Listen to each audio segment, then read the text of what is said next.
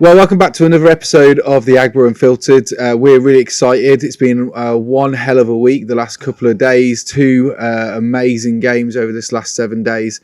And now we're heading into two more important games as well. Was it 4 points dropped? Was it just 2 points saved potentially in those draws? What was it, and what actually does this look like for us as a club going forward? Are we being fair when we say that we believe in Adam Murray and a Murray ball, or actually is there time for us to panic? Let's be honest, we're 3 games in, we've had 1 win, 2 draws. Stuart, how are you feeling currently about the season at the moment? We're 3 games in. Yeah. 1 win, 2 draws.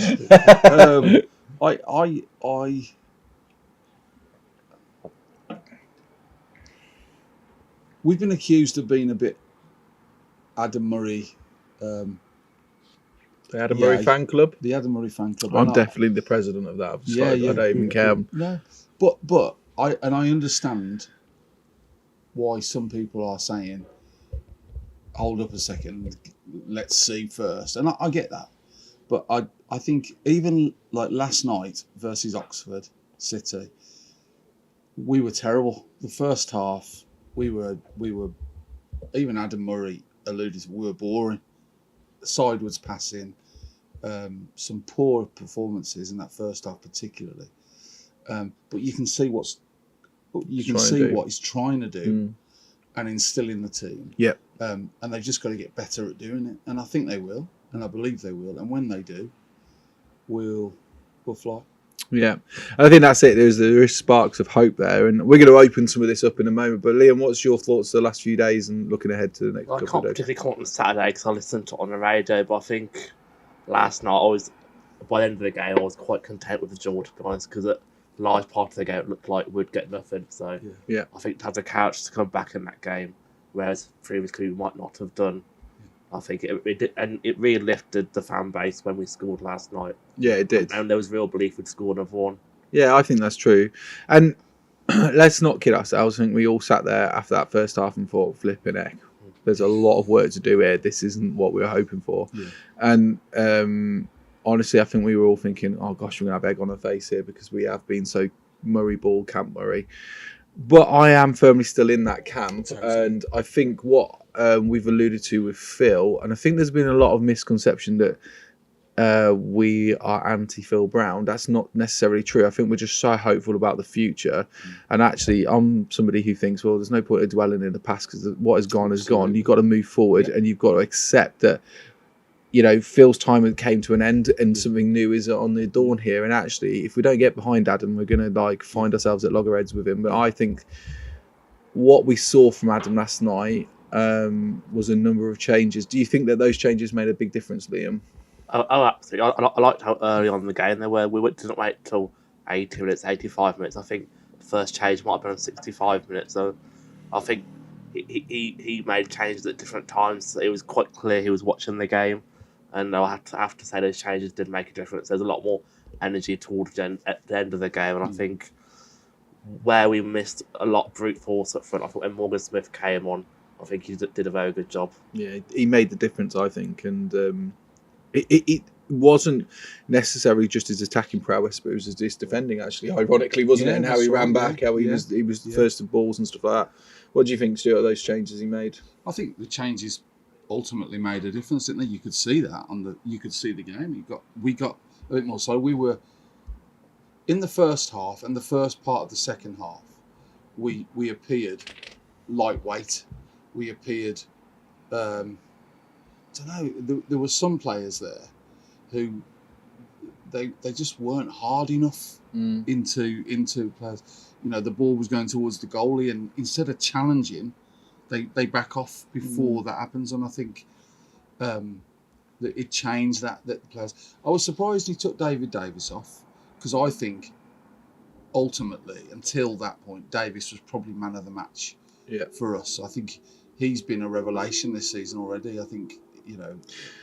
Just on that then, David Davis being taken off, he's obviously in his mid-30s now. He's played a lot. He's got a lot of miles under his belt, under his bonnet. But Was that a tactical move from Adam to bring him off in order to preserve him for the next couple of games? Because Fylde's going to be a difficult game away, and then we've got Leamington at home, and we're going to need that lift. And it will be hopefully a bumper crowd on Monday because it's Bank Holiday Monday. So do you think that was more of a defensive move from himself as the manager to protect possibly Davis? And again, I know Adam Murray, he said in his thing that we've got to appreciate that some players are coming back from injuries, so haven't got the time. He's trying to balance that.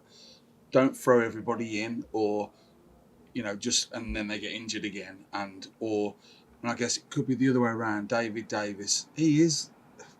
Listen, I'm old. He's not old, but for a footballer, he's getting on. And actually, I think possibly there was that in mind. Rest him. You can't keep going every game. I think this is. We will talk about it because we sat together, didn't we, yesterday? That we felt that potentially there was a lot of change in that team again because he's trying to be fair to give people an opportunity to have a go, really. And I think with 3 games in, brand new team, brand new manager in many ways. And for a lot of these players, it's brand new league, and so they're trying to prove themselves. I think some of these players were found yesterday wanting. I think there's at times a little bit of laziness from some of them without them realising it. I think at times there was too much flair and not enough grit. And I think the National League North, it requires grit over flair, but it doesn't disqualify you if you've got some flair. Was there a player that stood out for you last night, Liam? Well, I think until he went off David Davies, I think in that first half we weren't doing so well. There was a period of time where we kept losing the ball and kept going away throw-ins, and David Davies was the only one shouting and really getting the team back in it. So I think probably it's great that Penny got a goal. I think it probably was fair he got man of the match in the end, but until then, I'd say David Davies. The other person I thought potentially could have got man of the match was Amari Morgan-Smith. I think he came on and he did change the game. He turned that game completely. And what I really love this season more than anything is like the surprise nature of who's going to be captain. I think that means that he's said this, that there's going to be a leadership group, and therefore that on the pitch at all times there's someone who wants to lead. And I think that David Davis led last night with the way he played, and he put his body on the line. I do think that we've got to think about some of those flair players, and I think there is a fair shout from a lot of fans, and we've had a few comments from people, and it's fair, I think, to say we need a top quality striker. Now, you think that we've got one, but he's currently injured at this moment in time. Who? Mooney, do you think? Oh, sorry, I was thinking, my mind went blank. No, but I think Mooney is possibly the glue in a way that's already the pre-season bit towards the end of that. The games we played Solihull, and we dominated them. We lost in the end, but we dominated that friendly, and I think he showed there. And I think we're missing him already because he got that injury earlier. Yeah. And but I think Willoughby will be a good. I think Willoughby scored goals wherever he goes, but we've got to get the ball through to him. And I don't think we've figured that out yet. I was worried last night that when it came to subs, he was going to take Willoughby off and put Amari on. And but it was good that they were on together, because I think there was more of a chance then that Willoughby might get. He didn't get a goal, but I think we've got to find a way to get that ball through him more. And I think again, Adam Murray's post-match interview was very much about we've got to pass forward. Instead of going sideways, backwards, that ball needs to go through, and that's the way a player like Willoughby is gonna score goals. So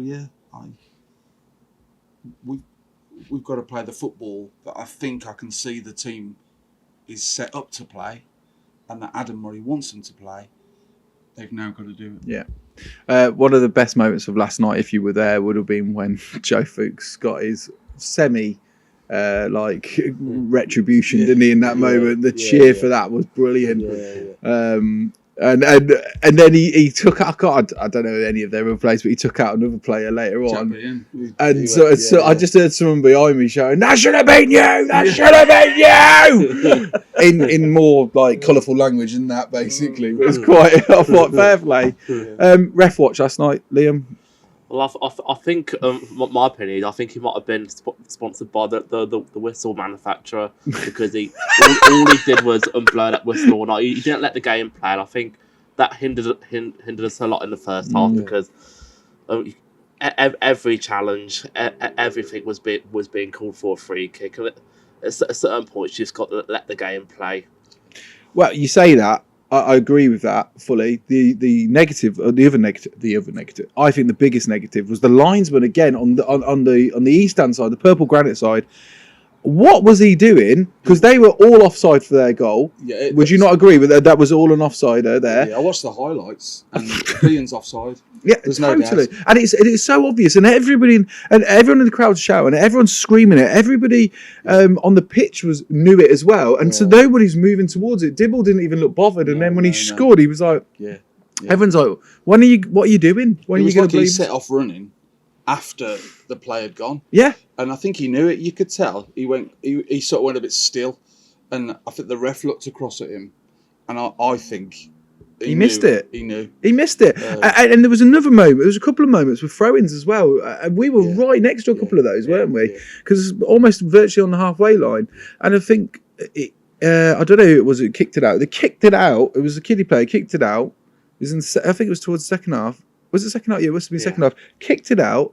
And then they moved about 25 yards ahead. Yeah. And it wasn't just like a sneaky walk up. Yeah. It was like blatant. Yeah. Like, in fact, at one point, he threw the ball down to another player who was about 50 yards down the pitch. Yeah. And I'm like, what are you doing here? What's the point of us having these assistant referees if not even bothering to do anything? Because, be honest with you, I shouted it. I said, this is really disrespectful to my nan, so apologise, Nan, but I said my Nan, who's dead, could have seen it better. That's right. Yeah, it was obviously terrible decision making last night. The thing is, as a fan of a team, I think you're always going to think the referee is against you.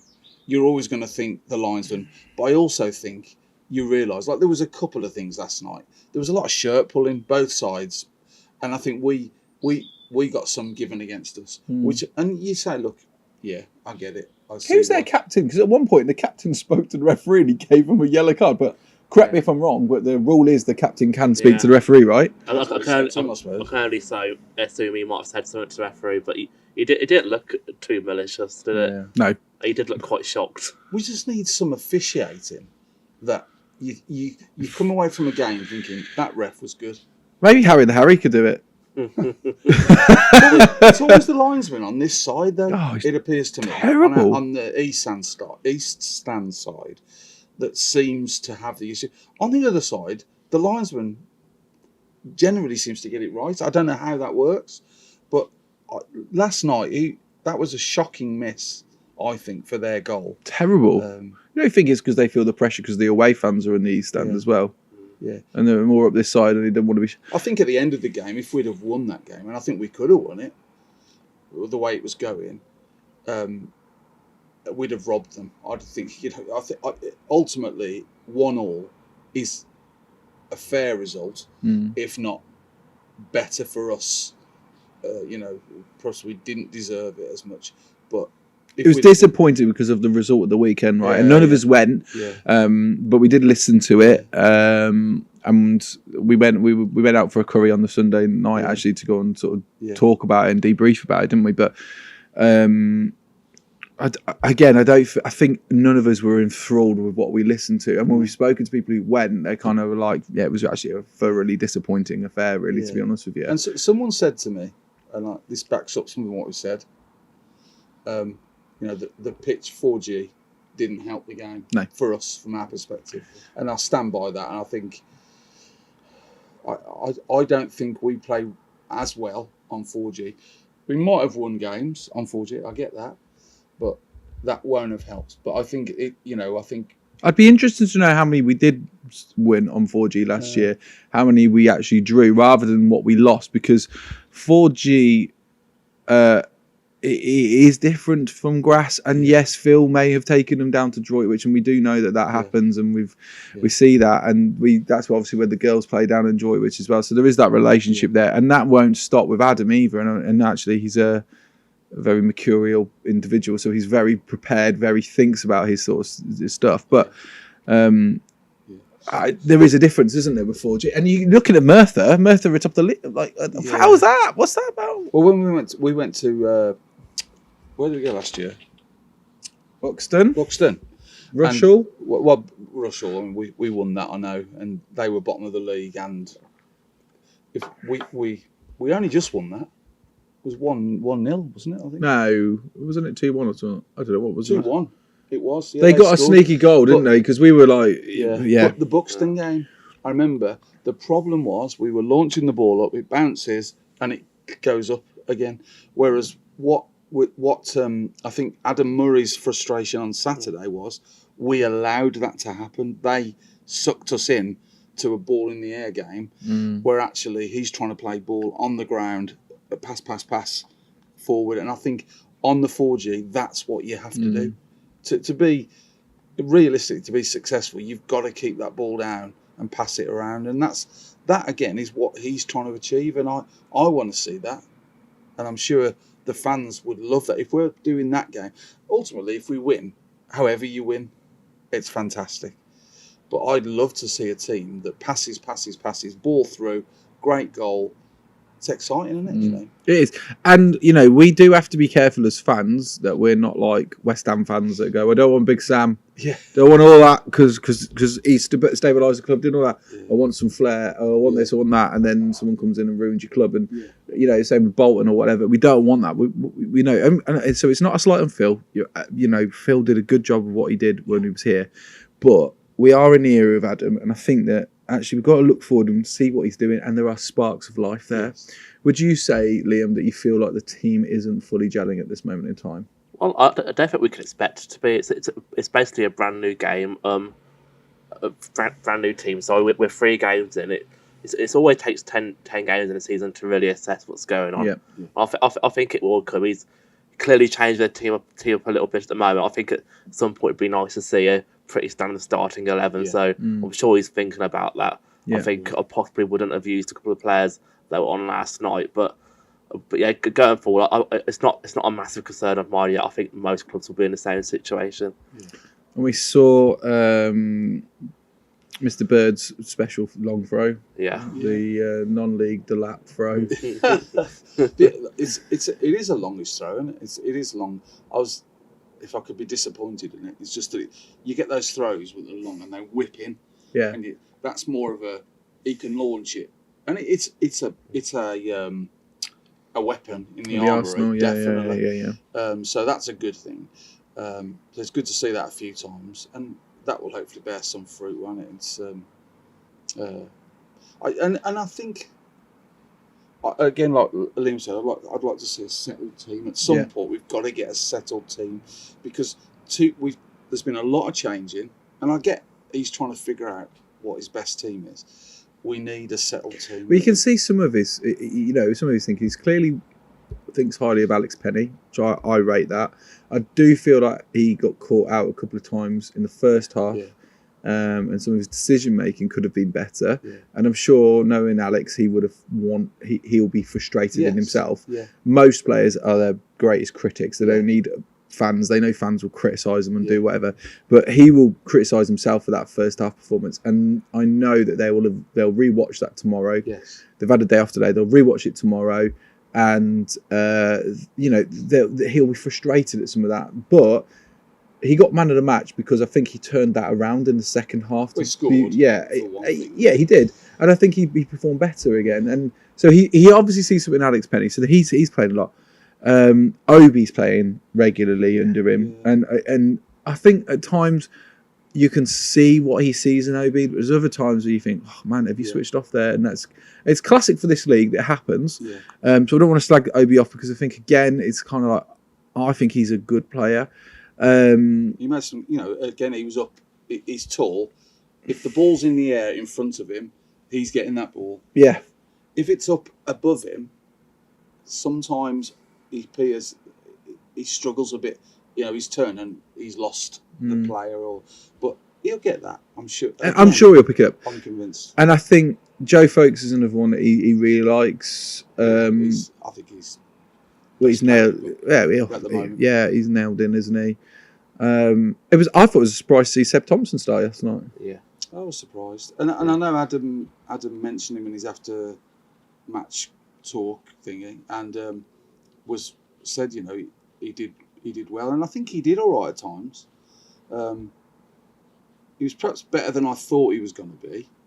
I'm still not convinced by him, but I'm open to be convinced. It's obviously a player in there, isn't there, with Seb? And I think definitely. Adam's not the only one to have seen that. Others have seen that in him as well. Mind you, he looked like he got injured. I think that was an injury that will keep him out for a bit, I think. Potentially. What do you think, Liam? Yeah, I'm not sure about the injury, but I would like to see him starting all the games, if I'm honest. I think he might be a player that might be worth bringing on, but I think if you look at the squad, I think there's definitely better choices. Yeah, I think a lot of these players, remember, they're really young. Yeah, exactly. And in this league, you've still got your players like Davis and Morgan Smith. And actually, a majority of the part-timers will have more of those bigger lads in there. And I mean, look at Scarborough. We beat them, then they go and beat Fylde, you know. And so, I actually think what was interesting is that a lot of the score predictions that we would have, we're not going to do it today, but we have got on order a whiteboard, so we will start doing a score predictor of each game and see who comes out top at the end of it. And there'll be a forfeit for the loser, and there'll be a prize for the winner of some sort. So we'll see what happens there. But the reason I'm saying that is I thought it was interesting. All those teams that we predicted that would win did not. Yeah. So it shows how much we know about the league at the moment. But all of the teams that had lost previously pretty much won or did much better. Yeah. And it made me think back to when we interviewed Adam. And he said, unfortunately, we were aware fully that some of the audio wasn't brilliant because of the wind that day. It just literally the moment we started filming, the flipping wind picked up. And that's why halfway through we moved over to a different part of the training ground. But he said to me, the National League North is going to be similar to the National League South last year. That's what his prediction was for this year. The National League North is going to be the same as the National League South last year. And he felt that the National League North last year was going to be the same for National League South this year. So he thought it was going to be a bit of a switch around. And because if you look at the South, I think it was literally a few games to go, 3 games to go. It could be any one of 5 or 6 teams or something like mad like that. Yeah. It was much greater opportunity than in the National League North. Yeah. Obviously in the North, it was the top. What was it? Top 4 that could have got it in the end. Yeah. But I think in the South it was way broader than that, and that's what he predicts will happen this year in the North. And he thinks that the gap is closing on each of those teams, and you can see that. Totally. You know, we're 3 games in. I'll say it again. After 10 games, as Liam said, we'll have a better idea of where we stand. And the good thing is, as we found last season, ultimately you can get players in and get rid of players throughout the season, and so there's opportunity for the managers to think, I need this, I need that, and so whatever's happening at 10 games in, you have an idea where you're at. Then you can think we might need this player as well. And we had a chat with our colleague from the Kidderminster Harriers fans podcast last night, Nick. Top bloke, by the way, tallest man that I've ever. I was like, whoa. But we were having a chat, and he asked me, "Why do I like Adam so much? What is it?" And I just said to him, there's an aura around him when you meet him. Yeah. And he's not arrogant, but there is an aura around him. But also, you just have to look at his coaching pedigree. And the reason I'm talking about that, because he agreed. He said, he's got his phenomenal coaching pedigree, especially when it comes to being an assistant manager. Yeah. And a lot of his coaching pedigree higher up is due to him being a first-team coach or whatever that looks like. Yeah. But what that gives him is links into other places, other leagues, and other people along the way. And so, like you just said, it just made me think, as you just said, that actually later on down the line he may need a player. So it could be that he knows somebody. Yeah. Hey, have you got? I'm looking for this sort of person. Bam, bam, bam. Oh yeah, we've got a young lad, or we've got this person. There's, this person's. We think he's coming towards the end of his contract, but he's a veteran, but he could come in and do something for you in these last few games. The other thing is as well, I think I was a fan of Zach Brown, and I said last night to the people around me, I think Zach Brown is a player that would have done well in that game last night. And I think we miss that, but I say that because he's also somebody who I think was really lightweight at first, for the first season and a bit, whatever. And he grew into the league, into the games, to the point where I think we miss a player like that, because I think he was quite tough in the tackle. At times he was, he wasn't perfect in every game. But what I'm saying is, some of these players at the moment who are young, I think they'll get better. Yeah, that's it. I mean, you touched on it. Even Caleb in his first season wasn't perfect, and he had to get tougher, and he was Mr. Consistent because he played consistently over a number of games, and he got better and tougher. And I think the same for Zach. I think you could argue even Maz. Maz came to us. I think ultimately we've improved those players and made them tougher. And that's what I think. Liam, let's look ahead. Yeah. So this weekend, Fylde. What's your thoughts on that game? Well, I think Fylde is always a difficult game, because they're always near the top, and obviously come down and got something to prove now. It's been some quite interesting trips up there for me. So, but yeah, it obviously used to be quite a bogey team, but we have got a few results on the road in the last few seasons. We do tend to play them in every cup we enter. So we're well used to their team and how they set up. So it's going to be a tough game. I think I'd be happy with a draw on the road on Saturday. Who would you like to see start up front for the Harriers on Saturday? I think definitely Willoughby at the top, but I think it also might be a game that Morgan Smith might be able to add something to as well, because I think when you go on these away trips, teams that tend to sit back a little bit. So I think it'd be nice to have someone with a bit of strength who can bring the ball down. So I think that's what we missed a bit in the first half yesterday. The ball was going forward, but it could not really bring them down. Yeah. It was interesting that a lot of us were saying, this should be a team that we should play against well, because they play football ultimately. Yeah. But we didn't seem to play so well against them in that first half. Last night? Yeah. Oxford, I think they did to us what we wanted to do to them. Yeah. They played us at our game, and they did it better in that first half particularly. Fylde, again, as Liam said, they're likely to be up at the top of the table-ish at the end of the season. Likely, who knows? On Saturday, I'd like us, if we came away with a good draw, I'd be happy with that. And then we go on to Monday. And it's going to be a tough couple of days. It's literally only a quick turnaround, isn't it? Well, that's what I think is going to be the most interesting thing is selection in these two games, really, because actually you're talking 48 hours between them. Yeah. Not even that, 24 hours, between them, really. You're talking a Sunday, that's it. Yeah. And it's a long journey back from Fylde. Yeah. It is going to be an interesting scenario who he's picking. Yeah.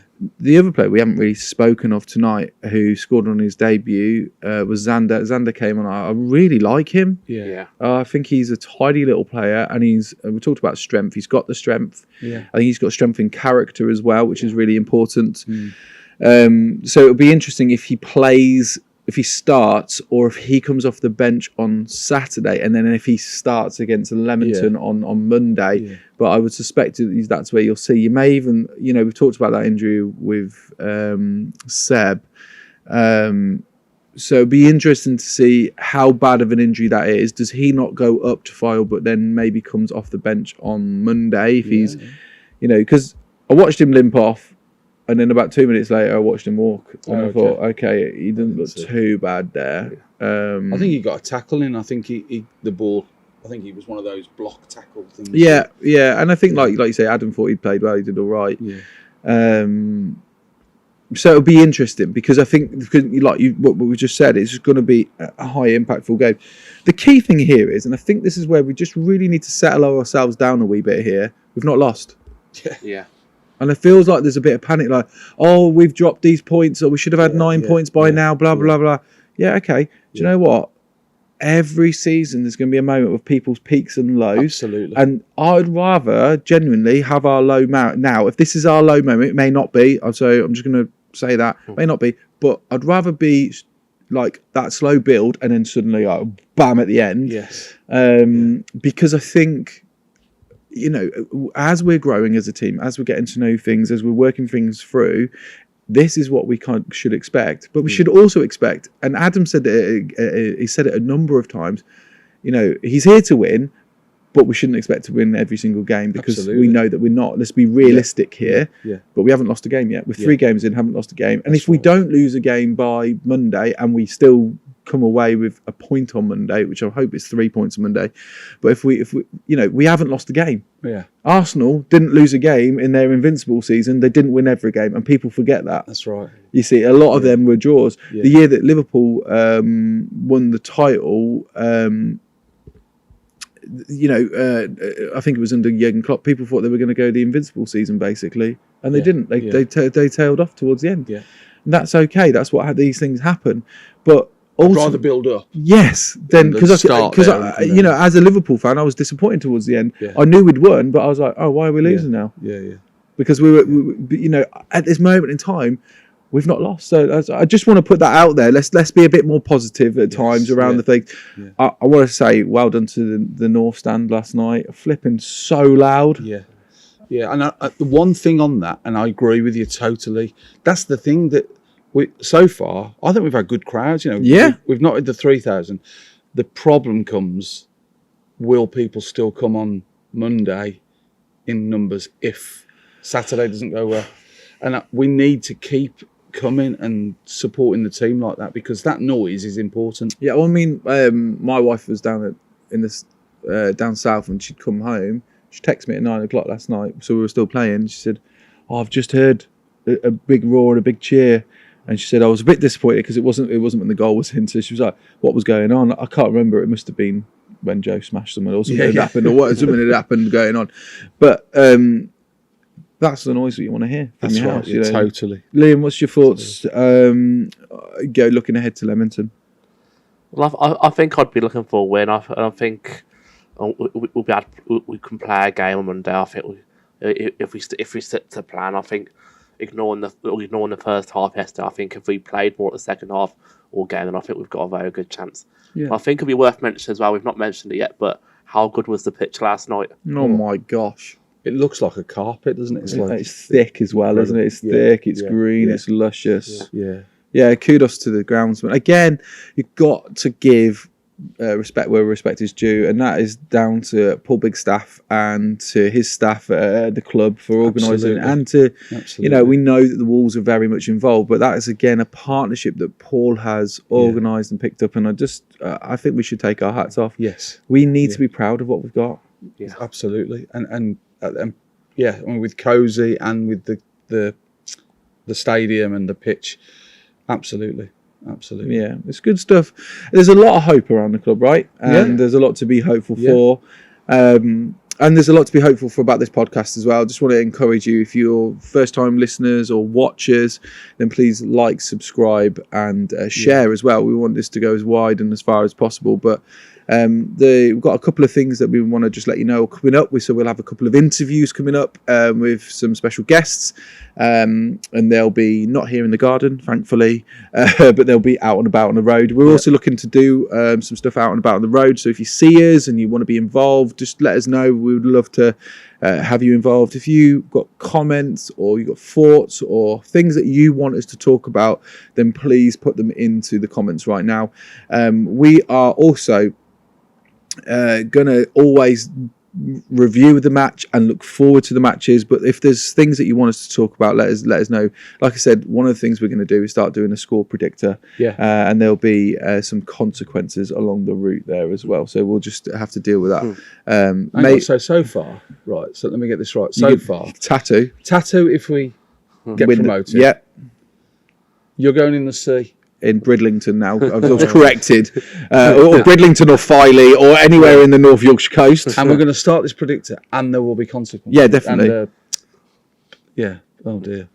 Oh, it's all got to be fun, hasn't it? Yeah, absolutely. You know, I'm up for it, but Good. Okay. Well, thank you very much for joining us for another episode of the Ag Brew Unfiltered. There's only one more thing to say. Come on, you Reds. Come on, you Reds. Come on.